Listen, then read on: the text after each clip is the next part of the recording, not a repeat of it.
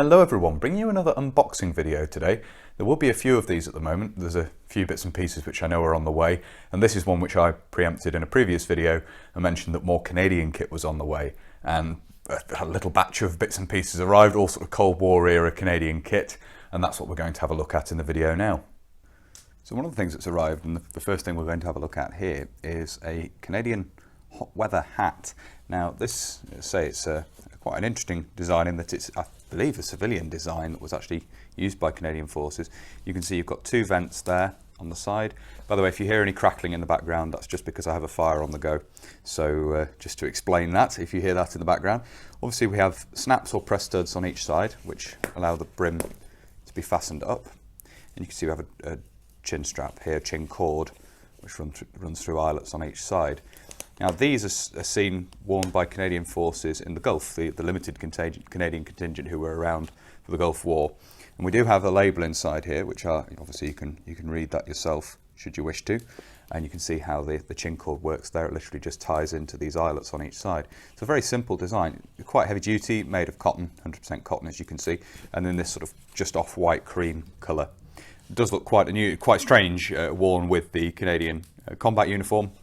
You also see that the round badge is designed for use with the combat cap sometimes stitched onto the front of these as well.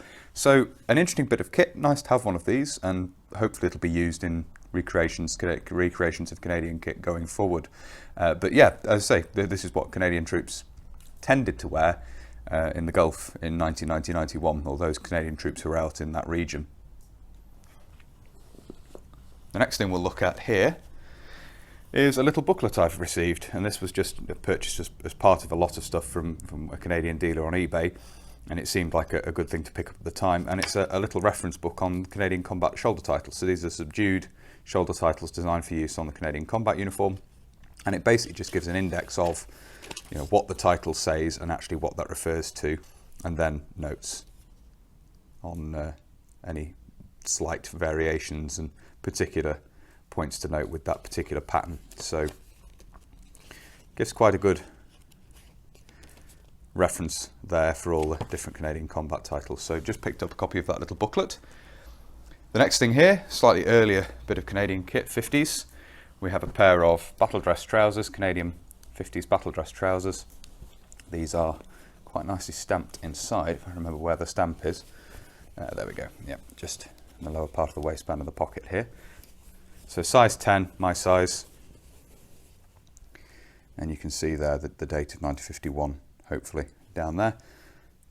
This ink stamp is in quite nice condition, so it's good. I'm glad that survived quite well. You can see the manufacturer and so forth there. So a useful thing to have for sort of the later parts of the Korean War, ongoing, let's say 1951 dated Canadian battle dress trousers there. Another bit of 50s kit. I believe this may be an officer's shirt. It's a very pale green. I initially thought that this was part of the Canadian bush uniform, but it doesn't have epaulets and so forth. But I purchased it anyway. When I first saw it on eBay, I thought it was part of the bush uniform. But it wasn't expensive, and it's in my size. So it does have a date here. It is a 50s example, 1952.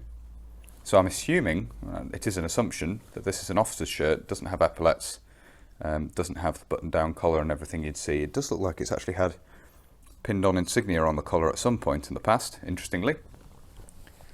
So, as I say, it wasn't expensive, and I rather liked it, and so I've picked it up, and it is of Canadian manufacture. Fairly good condition, odd little stain here and there, a little bit of wear on the shoulder seams and so forth. But there we are. I say it's a very pale green colour. It almost looks KD, but it isn't. It is a very pale green. So any advice on exactly what this is, if it is indeed an officer's shirt, I'd be interested to know. And as I say, I purchased it because it's similar to the bush uniform shirt. I haven't bought it as a stand-in for that really, but as I say, it wasn't expensive, and it is Canadian manufactured, 50s dated, and thought it might be a useful thing to have going forwards. And as I say, as I was buying a load of stuff anyway, it didn't really add to the postage at all. So there we are, a Canadian 50s shirt there. Right, a couple of combat items which we'll look at together here, because it allows you to see one of the differences between these. Just organise this to lay it out as best I can for you to have a look at. we have here one Canadian combat shirt coat officially, and another one, which I'll just put down beside it here. Now these are part of a trial of khaki combat uniform designed for use by Canadian forces in arid environments, introduced in the early 90s, very late 80s, early 90s. And we have, I think this is the Type A and this is the Type D, if I remember correctly. The label will clarify that. We can get inside here and have a look.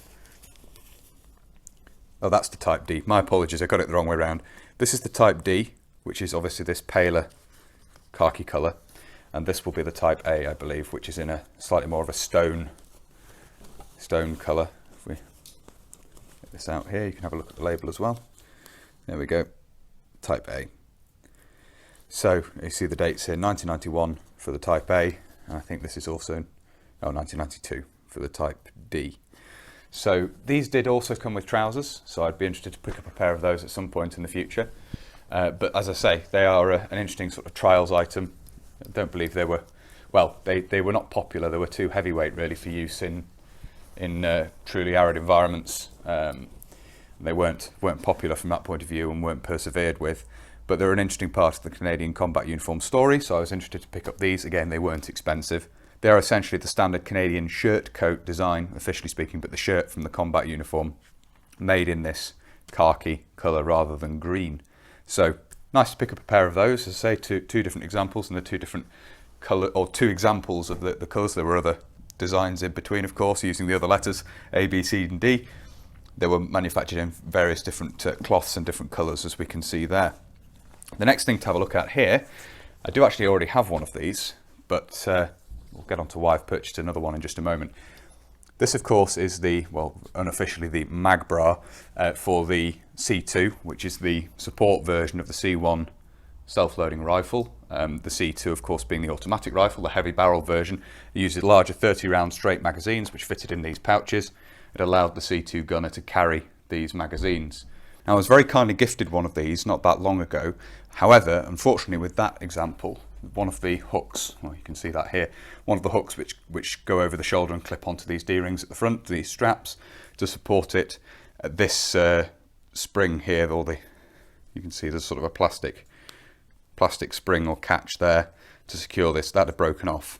So I'm not sure quite what I'll do with the other one, but as I say, I just wanted an example which had this intact.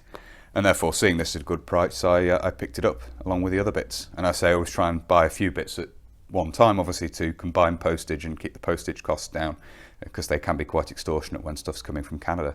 So very pleased with this, and that's a complete look at the various bits and pieces which have arrived. So there we are. I hope you found it interesting taking a brief look at these various bits and pieces which have recently arrived. Obviously, this sort of sets the scene for future videos where we'll look at these bits and pieces in more detail. That's the plan anyway. If you'd like to see those videos and you haven't already, please do consider subscribing to the channel. And whether you're newly subscribing or you've previously subscribed, please do make sure you hit the little bell, little notification button down below. That will of course alert you when I upload future videos. If you really like my uploads and you would like to support the channel, you can. Both Patreon and PayPal are linked down below. And as ever, a huge thank you to everybody who supports the channel using those two methods. It's greatly appreciated, as I always say.